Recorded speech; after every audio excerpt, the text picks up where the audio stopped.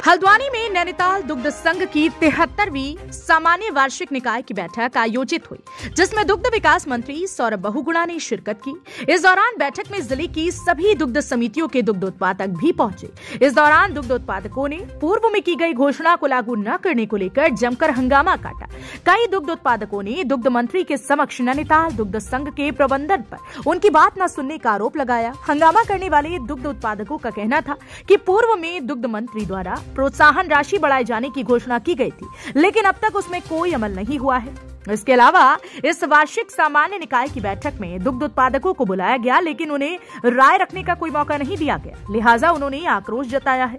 वहीं नैनीताल दुग्ध संघ के अध्यक्ष मुकेश बोरा के अनुसार राज्य के सभी जिलों में नैनीताल दुग्ध संघ दूध के उपार्जन में पहले नंबर पर है।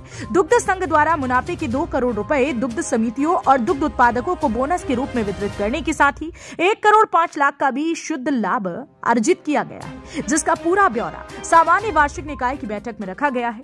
वहीं दुग्ध मंत्री सौरभ बहुगुणा का कहना है कि वह लगातार दुग्ध उत्पादन बढ़ाने के लिए सरकार के स्तर पर कार्य कर रहे हैं। साथ ही दुग्ध उत्पादकों को चारे से लेकर दूध के मूल्य तक की सहूलियतों को और भी बेहतर करने का सर एजीएम में कुछ भी बात सुनने नहीं दी गई है। जितने भी यहाँ पर उत्पादक बंधु आए थे उनकी किसी की बात ना सुनी गई है, जबकि सरकार हमारे आगे आई थी और सरकार के आगे हमारी बात रखने का कोई मौका नहीं दिया गया। हमने अभी मंत्री जी से जवाब किया है कि आप क्या कहते हैं, जो पिछले वर्ष माननीय मुख्यमंत्री ने घोषणा की थी कि प्रोत्साहन राशि जो राज्य सरकार की ओर से दी जाती है उसे 1 रुपया बढ़ाएंगे, मगर आज वाकई में ये जुमलेबाजी थी या तो सरकार की हो सकता है चुनावी घोषणा, मगर वो गंभीर है तो उन्होंने धरातल पर क्यों नहीं उतारी, हम ये पूछना चाहते हैं। और दूसरी बात है महोदय कि ये सरकार की और प्रशासन की कुनीतियों के कारण ये भूसे का रेट इतना बढ़ा कहाँ पहुँच गया, ये बताइए। ऐसे में क्या गौवंशों को पाला जाएगा?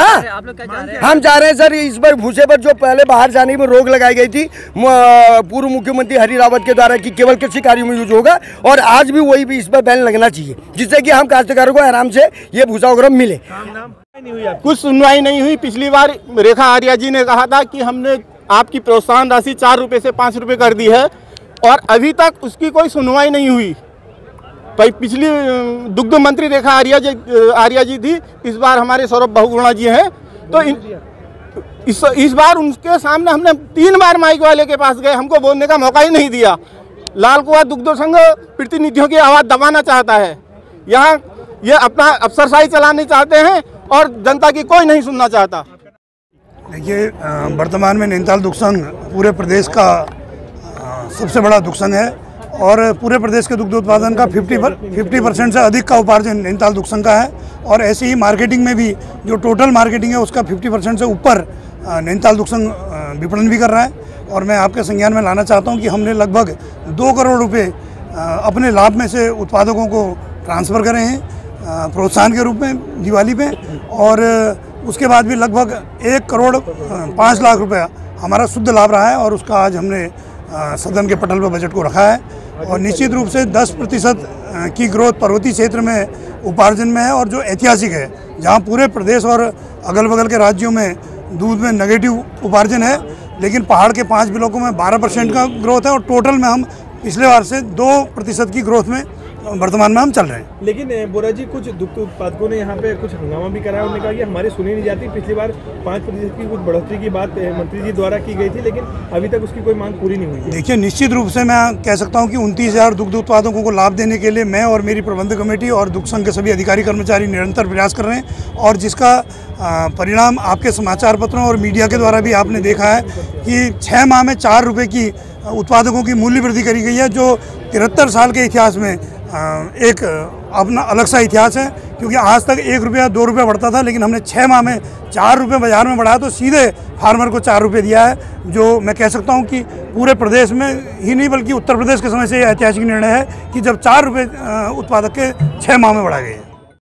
एक कोशिश है कि जब से मैंने मंत्रालय संभाला है, मेरी ये कोशिश रही है कि जो हमारे दुग्ध पालक हैं, जो पशुपालक हैं, इनको सरकार राहत देने का काम करे। और जब मैंने कुछ समीक्षाएं बैठकें करी तो उसमें बहुत सारी ऐसी कमियां दिखी जिससे हमको लगता है कि अगर हम पॉलिसीज़ में कुछ अच्छा करें तो हमारे पशुपालकों को भी फ़ायदा होगा, दुग्ध पालकों को भी फ़ायदा होगा, और हमारे उत्तराखंड का जो ब्रांड है आंचल, उसका भी फ़ायदा मिलेगा। तो हमने कुछ पॉलिसीज़ कैबिनेट में लाने का काम किया। सबसे बड़ी पॉलिसी जो उत्तराखंड में हम लाए हैं वो 50% भूसे पे सब्सिडी दी है, क्योंकि भूसे के रेट बहुत ज़्यादा बढ़ गए थे, जिससे हमारे पशुपालकों को समस्याएं हो रही थी। उसके बाद हमने साइलेज पे जो हमारे पशुपालक जुड़े हुए हैं सोसाइटियों के द्वारा, हमारे दुग्ध सोसाइटियों के द्वारा 53,000 ऐसे लोग उत्तराखंड में जुड़े हैं, और उनको हमने 50% से 75% साइलेज पे सब्सिडी देने का काम किया। प्रोत्साहन राशि जो पिछले साल की फंसी हुई थी उसको हमने एक मुश्त 22 करोड़ रुपये रिलीज़ करने का काम किया जैसी सरकार में आए, और जो अगले इस साल की जो प्रोत्साहन राशि है 4 रुपये 22 करोड़ रुपये, वो हमको इन एडवांस हमने सरकार से बजट में ली है, तो ताकि हमारे दुग्ध पालकों को और पशुपालकों को कोई प्रॉब्लम ना आए। इस खबर को लेकर आपका क्या कुछ कहना है कमेंट में जरूर बताएं। ऐसी ही अपने शहर हल्द्वानी की हर छोटी बड़ी खबर को देखने के लिए सब्सक्राइब करें आपका अपना YouTube channel city news Haldwani.